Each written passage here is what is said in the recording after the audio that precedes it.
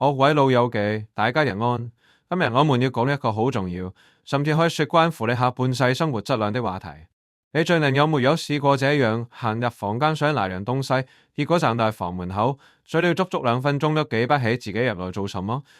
又或者去街市買菜，見到個熟街坊，那個名明明已經去到口唇邊了，但是怎腰都叫不出。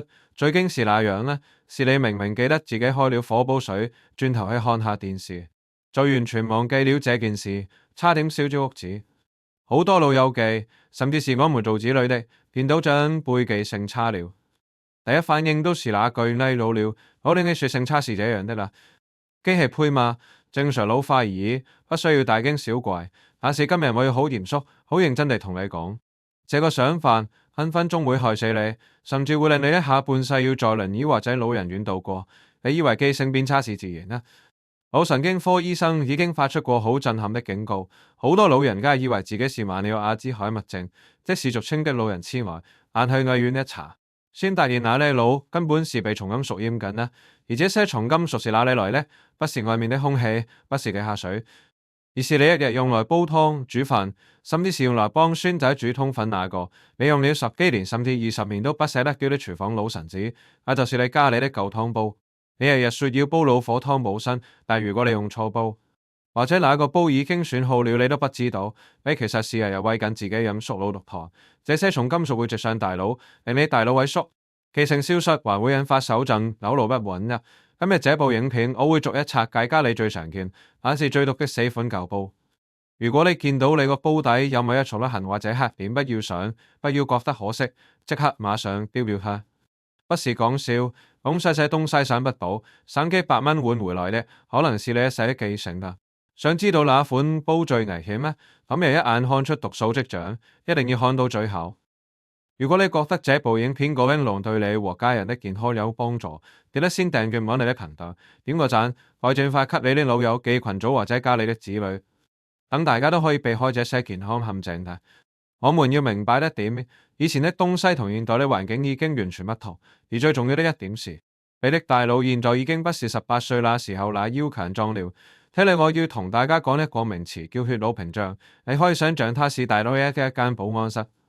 我們年輕的時候，這間保安室好嚴格，所有衰東西毒素都入不到去。但是隨着我們年紀大，這間保安室的保安員都老了，開始偷懶，甚至開門入道。一些本來應該被排走的重金屬，例如鋁、鉛、鎘呢，他們好狡猾的，會偽裝成大腦需要的營養素，騙過保安室，直接入侵你的大腦中樞。這些重金屬一旦入了腦，就不會輕易出來。他們會做什麼？他們會引發大腦裡面的慢性發炎。你想象下，你的大腦日日在這裡發炎，馬些神的細胞會怎樣？會慢慢枯萎胚死。醫學研究已經證實，長期微量攝入重金屬，是會導致一種叫類澱粉蛋白的東西在大腦沉積。這種東西是什麼？它就是阿茲海默症的頭號元兇。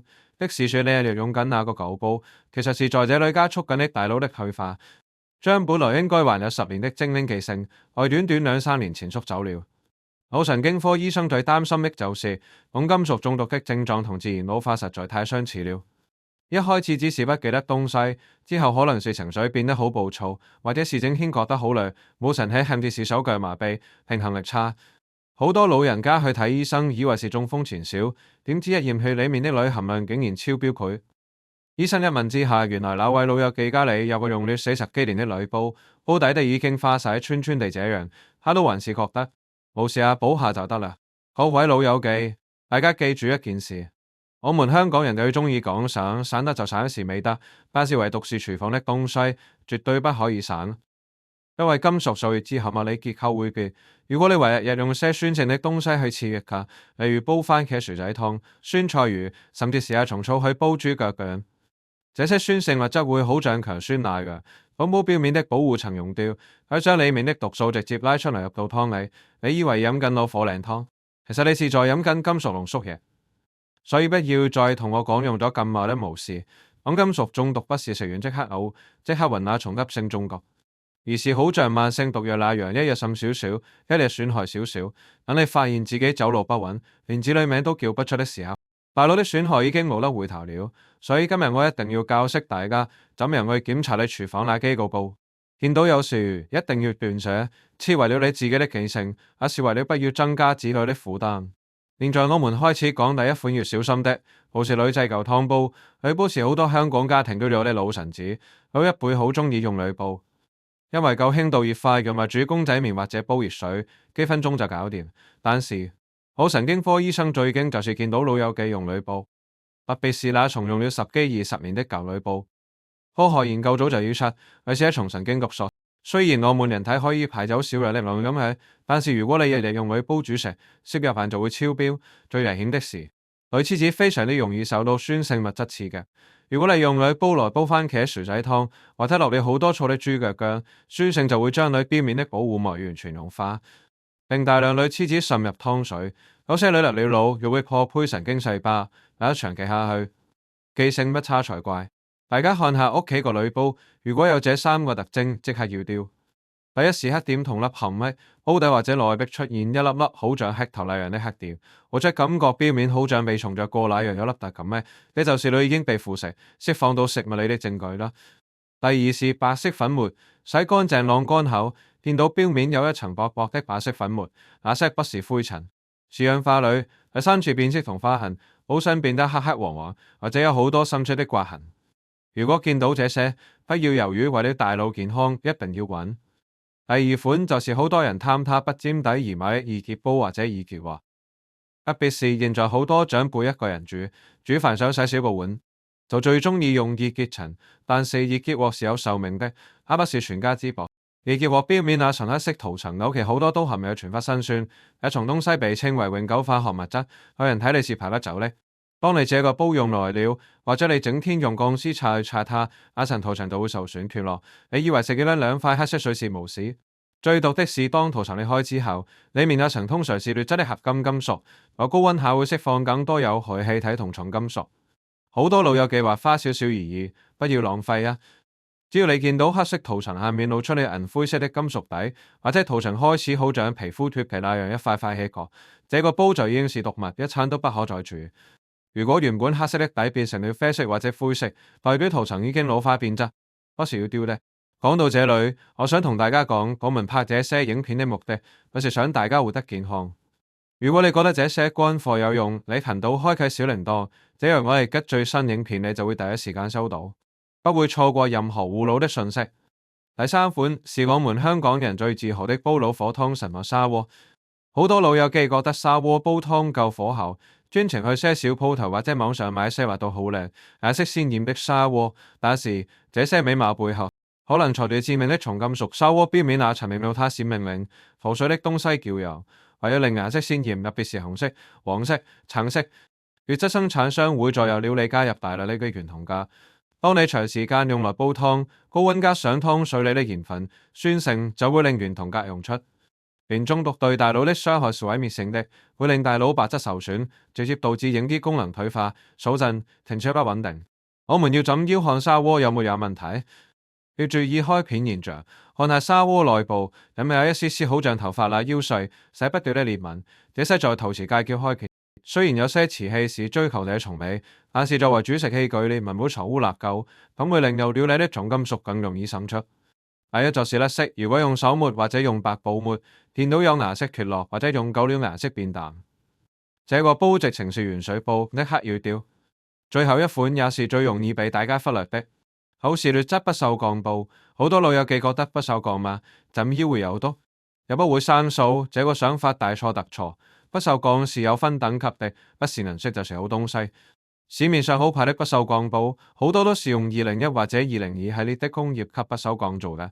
為了降低成本，這些鋼材會加入大量的鎂來取代昂貴的鎳。鎂雖然是微量元素，但是攝入過量時會導致鎂中毒。喺學界發現，慢性鎂中毒的症狀同帕金森氏症極之相似：手震、走路不穩、面部表情僵硬、記性衰退。醫生警告，如果你這個不鏽鋼煲等級不夠，你亦係用來裝隔夜菜或者煲鹹湯，鎂碴子就會源源不絕地入了你的身啦。買不鏽鋼煲，一定要找有沒有刻住304或者316這些字樣。如果沒寫，或者是只寫高級不鏽鋼，通常都是201系的劣質貨。唯有就是觀察紅彩紋，煮完東西之後，煲底出現一圈圈洗不掉，好像彩虹那樣的顏色，或者無端端出現不明的紅鏽跡，這些都是金屬結構不穩定。咁你空煲計少少，陣味如果好腥，金屬味好重呢，是質素有問題。如果你看到這裏，真的很感謝你的耐心。其實好不好，除了同遺傳有關，同我們日常用的餐具真的有莫大關係。如果你想收到更多關於健康養生的資訊，記得訂閱我們的頻道，我們一起學習怎樣活得精明啊！聽完頭先那四大叔老毒物，我建議大家今日一定要做個廚房大奇蹟啊！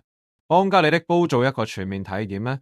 如果你見到以下這三種情況，這個已經不是浪費的問題，而是保命的問題，請你跟着我這個三部曲去檢查。洗乾淨個煲，等它乾透，用你的手指公輕輕地在煲底同埋內壁打圈摸。如果原本平滑的表面，你摸到有一粒粒好像沙拉魚的東西，或者有一格打了咁樣公個，那就是金屬已經發生了點石。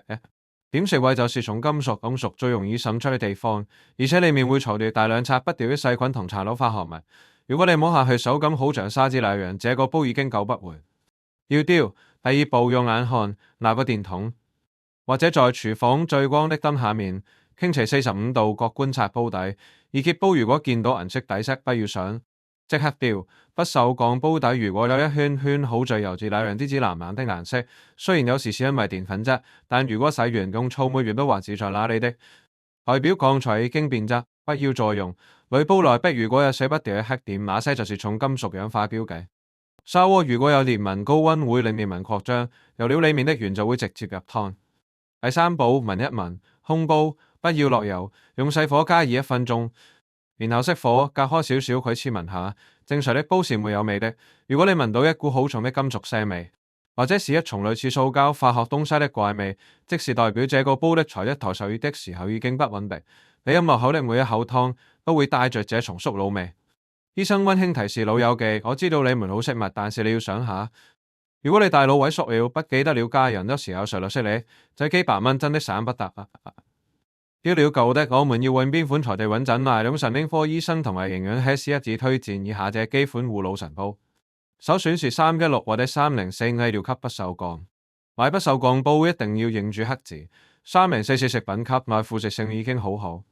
316是偽料級，高了一重叫木的元素，更加耐酸、耐鹽、耐腐蝕。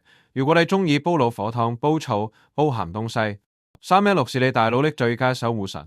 亦選是強化玻璃煲或者陶瓷玻璃煲。如果你怕自己不懂得分金屬，玻璃煲就最安全。它是完全惰性的材質，無論你怎腰煲煲多久，下多少醋，它都絕對不會釋放任何重金屬。缺點是容易碎。大家用的時候要小心點，還有就是傳統之選，好塗層純鋁鐵煲。如果你中意有鑊氣，純鋁鐵煲是合理的，因為它釋放的是微量鐵元素，對人體影響較細。但是記住，一定要養煲，不要等它生鏽。買了好煲都要識保養，好的好煲都會變毒煲。毒煲要用鋼絲刷，鋼絲刷是不鏽鋼同易結塵的天敵，一刷就花，一花就釋放重金屬。請改用柔軟的海綿或者絲瓜咯。還有不要熱煲沖凍水，這一點好多老友記都做錯。剛剛煮完東西，個煲機8度，你即刻拿去沖凍水，金屬會因為熱脹冷縮出現微裂紋，結構一變，毒素就容易滲出。不要用來裝隔夜菜，煲是用來煮東西，而不是用來儲存食物裡面的鹽分同酸性。長時間接觸金屬會造成腐蝕。今日講了這麼多，我不知道各位老友記不記得，我們要再溫習一次。嘅性差未必是老，可能是中毒。廚房那4款舊煲，見到花痕黑點一皮。最後我想同各位老友記講句心底話，我們這一代人由小到大都習慣了省，得件3寸10年一個煲用一世，我們梗是想將最好的留給子女，留給孫仔。太浪費，怕使錢，覺得還能用就不要浪費。但是老友記，你有沒有想過，如果你為了省那幾百蚊，繼續用那個毒煲，結果令到自己大腦萎縮，患上失智症。嗰那一日，你不記得了自己的老伴，不記得了怎樣回屋企，甚至不記得了你最心愛嘅孫仔叫什麼名。到時你那些子女要請假帶你看醫生，要找人全天候照顧你，哪從心痛，哪從醫療負擔，又拿你自己幾百蚊，拿你自己個煲的錢呢？才是子女最大的福氣。你可以精精靈靈行得走得，講他們飲茶，聽他們訴苦，看着孫仔長大，這些才是用錢買不到的寶藏。今日會去廚房看一看，如果見到那些舊煲，向他講聲多謝你照顧了我們這麼多年。你任務完成啦，可以退休啦，然後去買回到高質素、安全的好煲，煮一餐真正健康無毒的老火湯，同屋企人一齊分享。記住愛屋企人啦，首先要學識愛惜自己的大腦。如果你覺得今日這部影片幫到你，或者你覺得你身邊的老友記都還用着這些讀物，請你一定要分享給他們看，或者轉發到你的家庭群組，叫子女幫你檢查下。如果你想看更多這些關於生活健康的真實資訊，請訂閱、點讚並轉發。我們下集再見，祝各位老友記個個都精精靈靈，長命百歲。